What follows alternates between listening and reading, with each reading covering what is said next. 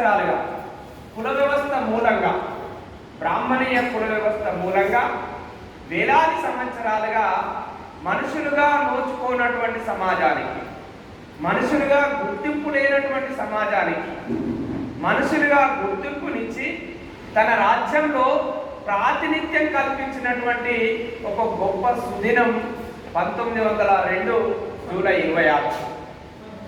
ఏం లభించింది? ఆ రోజు ప్రాతినిధ్యం లభించింది. ఆ ప్రాతినిధ్యం లభించినటువంటి రోజునే మనం రాజ్యాధికార సంకల్ప దివస్ అంటున్నాం. అంటే ఏంటిది?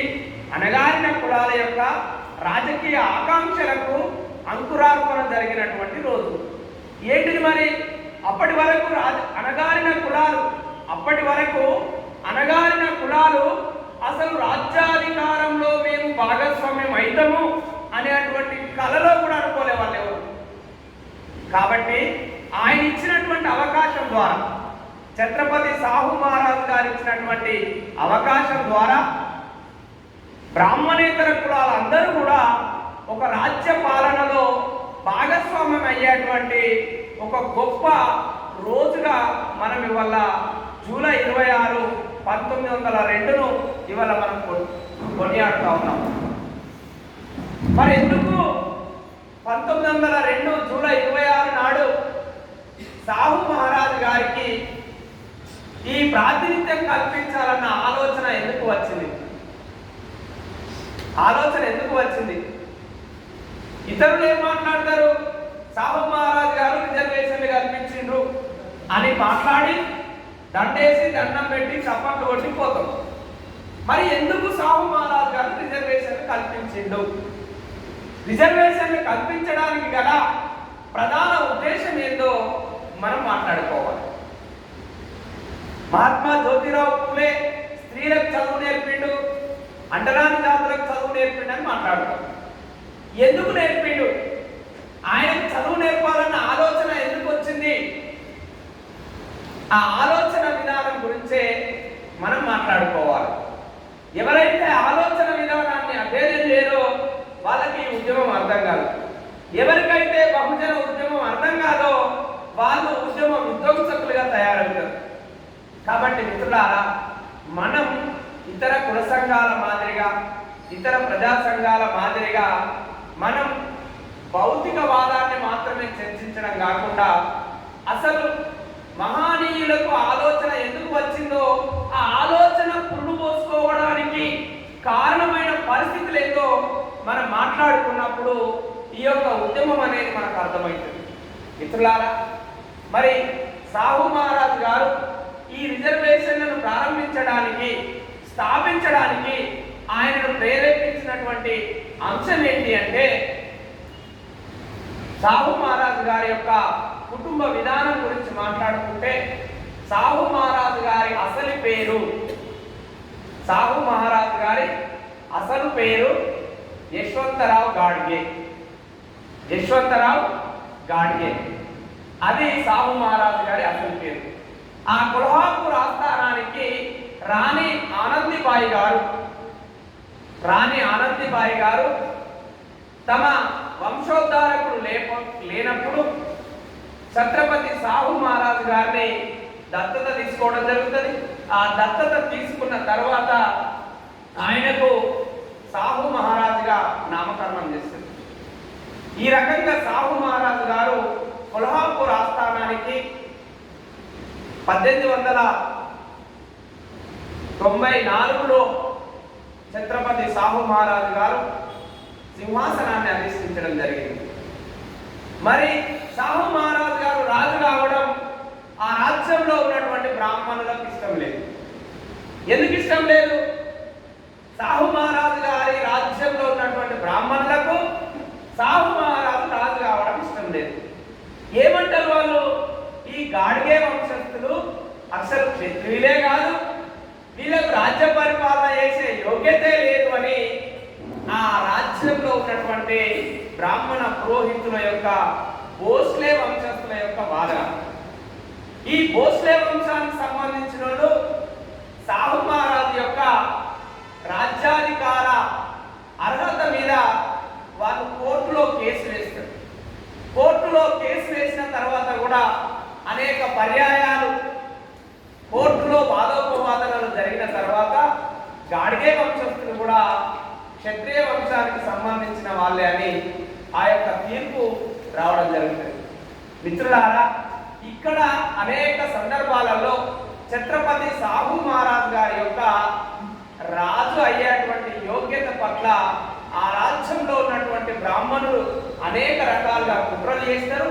ఆ కుట్రలలో నుంచి కూడా ఛత్రపతి సాహు మహారాజ్ గారు విజయం సాధించి తన రాజ్య పరిపాలనను కొనసాగిస్తారు. అలా 1894 రాజ్యాధికారంలోకి వచ్చినటువంటి సాహు మహారాజ్ గారు 1922 వరకు మాత్రమే పరిపాలన చేయగలిగింది.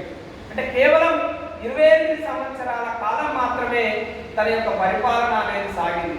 కానీ ఆ 28 సంవత్సరాల పరిపాలనలో ఛత్రపతి సాహు మహారాజ్ గారు ప్రపంచ రాజకీయ చరిత్రలో జరిగినటువంటి అనేకమైనటువంటి మార్పులకు కొల్హాపూర్ ఆస్థానంలో సాహు మహారాజ్ గారు శ్రీకారం చుట్టడం జరిగింది. మరి ఒక పని వల్ల అసలు భారతదేశ రాజకీయ వ్యవస్థలోనే ప్రకంపనలు వచ్చాయి. అట్లాంటి నిర్ణయాలు సాహు మహారాజ్ గారు తీసుకోవడం జరిగింది.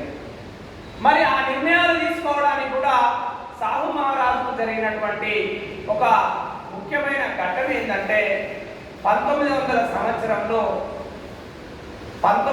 సంవత్సరంలో రాజు హోదాలో పంచమ గంగా నదిలో పుణ్యస్నానానికి వెళ్ళినప్పుడు తన ఆస్థానంలో ఉన్నటువంటి బ్రాహ్మణ పండితులైనటువంటి రాజారాం శాస్త్రి గారు వేదోక్త మంత్రాలతో చదవకుండా పురాణోక్త మంత్రాలతో చదివి రాజుగారి పుణ్యస్నానాన్ని అవహేళన చేశారు. ఆ అవహేళన చేసినప్పుడు ఛత్రపతి సాహు మహారాజు గారికి కోపం వస్తుంది. అరే, ఒక రాజ్యానికి రాజు నేను పుణ్యస్నానం ఆచరిస్తా ఉన్నప్పుడు నా ఆస్థానంలో ఉన్నటువంటి బ్రాహ్మణ పురోహితులు నాతో పాటు స్నానం ఆచరించి ఒక రాజుకు జరగాల్సిన రాజ మర్యాదలన్నింటినీ కూడా చేయాల్సినటువంటి సందర్భం.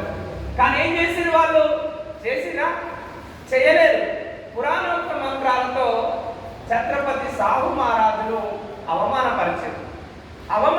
ఆ జరిగిన అవమానంలో నుంచి ఛత్రపతి సాహు మహారాజుకు ఒక ఆలోచన పుట్టింది. ఏంటి ఆలోచన?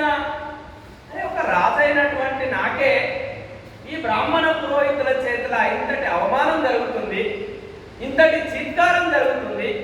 మరి నా సమాజంలో, నా రాజ్యంలో అసలు ప్రజల యొక్క పరిస్థితులు ఏంటి? అసలు ఈ రాజ్య పరిపాలనలో బ్రాహ్మణుల యొక్క ఆధిపత్యం ఏంటి అనేటువంటి అనేకమైన ప్రశ్నలు తన మెదడులో వచ్చినప్పుడు తను అధ్యయనం చేపిస్తాడు. అధ్యయనం చేపించినప్పుడు తన రాజ్యమైన కొల్హాపూర్లో అన్ని రంగాలలో 100% కేవలం బ్రాహ్మణులు మాత్రమే ఉన్నారు. మరి రాజ్యంలో ఉన్నటువంటి ప్రజల బాగోగుల కోసం ఒక రాజు ప్రవేశపెట్టే సంక్షేమ పథకాలు, రాజు తీసుకునేటువంటి నిర్ణయాలు ఏవి కూడా ప్రజల దగ్గరికి చేరడం లేదు. ప్రజల జీవన విధానంలో మెరుగైన మార్పులు రావడం లేదు. తద్వారా రాజు ఏమి భావిస్తాడు అంటే, మరి నా రాజ్యంలో తీసుకుంటున్నటువంటి నిర్ణయాలు, ప్రవేశపెట్టిన సంక్షేమ పథకాలు అన్ని కూడా కేవలం 3% ఉన్నటువంటి బ్రాహ్మణుల చేతుల్లోనే నిక్షిప్తమైపోతున్నాయి. మరి ఇది ఇలా జరగడానికి వీల్లేదు. నా రాజ్యంలో ప్రజలందరూ కూడా సుభిక్షంగా ఉండాలి, అందరూ కూడా అన్ని రంగాలలో అభివృద్ధి చెందాలి అని ఛత్రపతి సాహు మహారాజ్ గారు ఆలోచించి మొట్టమొదటిసారిగా తన రాజ్యంలో జూలై 26 నాడు 1902 జూలై 26 నాడు అనగారిన కులాలందరికీ కూడా తన రాజ్య పరిపాలనలో భాగస్వామ్యం చేసేటువంటి ఒక చట్టాన్ని వేయడం జరిగింది.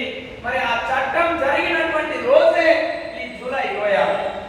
కాబట్టి మిత్రులారా, ఒక్కసారి ఆలోచించండి.